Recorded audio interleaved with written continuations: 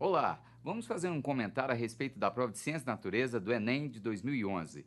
Veja só, nível de dificuldade, nós temos aqui 25 questões de nível fácil, 15 de nível médio e 5 de nível difícil.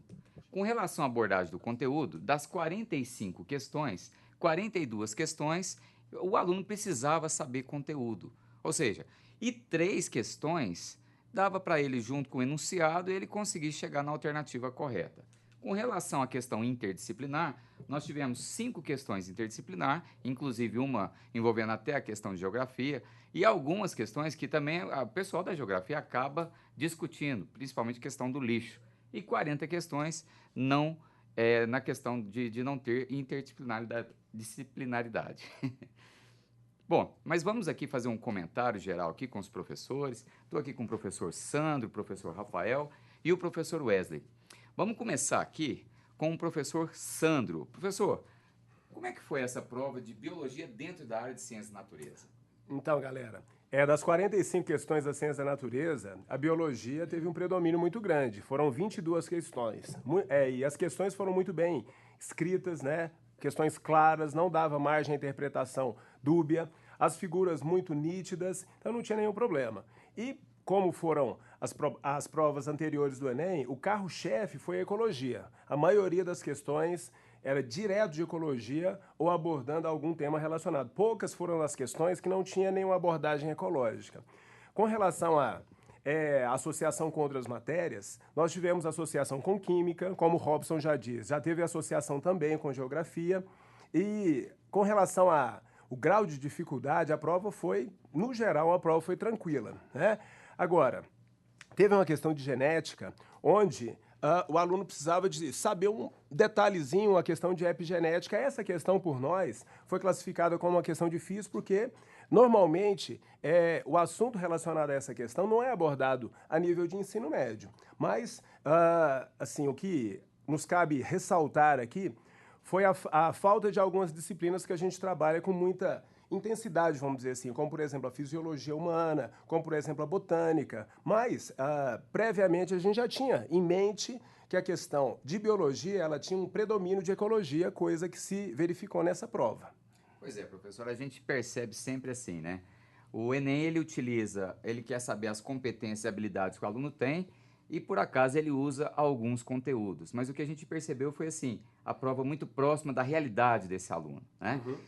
Wesley, na física, nós tivemos também esse mesmo questionamento que a biologia teve. Como é que é? Dá pra gente falar assim, caiu mais um assunto do que outro, faltou coisa? Como é que foi, professor? Um assunto trabalhado na física, a disciplina de física foi bem abrangente, foram cobrados todos os conteúdos, você pode pegar desde mecânica, ótica, ondulatória, eletricidade, então foi uma prova extremamente clara, tranquila, objetiva. É lógico que algumas questões envolviam um pouco mais de raciocínio do aluno, um pouco de domínio de conteúdo, mas dentro do que o Enem está se propondo a fazer, ele cobrou muito pouca fórmula. Ele cobrou lá duas questõezinhas, uma de hidrostática e uma de eletrodinâmica, onde cobrava do aluno a questão do formulário do aluno. Só isso. Tipo, a Agora, no mais... potência dissipada, RI ao Isso. quadrado, até E, eu sabia essa fórmula aí, né, professor? e é uma questão que foi bem trabalhada com nossos alunos, a questão de hidrostática também foi comentada na última semana. Então, assim, eu acho que está de parabéns, o Enem dentro que ele se propôs, então, eu acho que foi uma prova tranquila, entendeu? E uma prova que não foi tão longa, uma prova bastante curta, uma prova tranquila.